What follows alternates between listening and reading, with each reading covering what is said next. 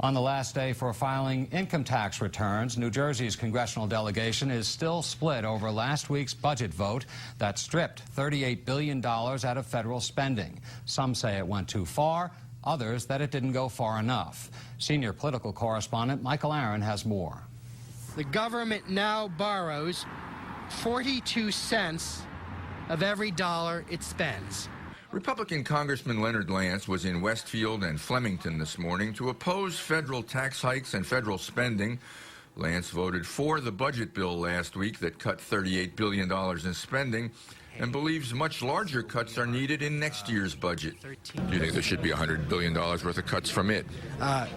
I think there should be more than that because we're running annual deficits of about $1.5 trillion, and so I think it should be well beyond that.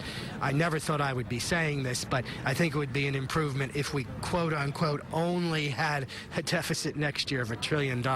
That is an enormous amount of money, but I want to move in that direction. The vote last week was bipartisan. 5 New Jersey Republicans voted for the budget bill, and Republican Scott Garrett voted against. 4 Democrats, Andrews, Pascrell, Rothman, and Series, voted for it, while 3, Holt, Pallone, and Payne, voted no.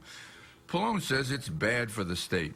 There's all kinds of cuts in transportation funding that affects New Jersey, mass transit, health care programs, community development block grants, research and development in the state that goes to universities and, helps create jobs. So my fear is that spending bill actually will hurt the economy and result in a lot of jobs being lost. Pallone says creating jobs is paramount.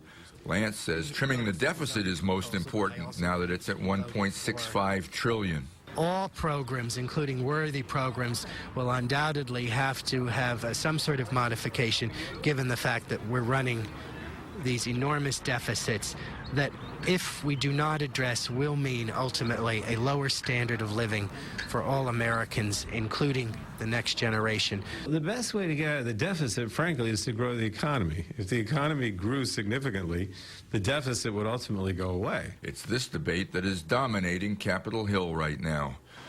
Michael Aaron, NJN News, Westfield.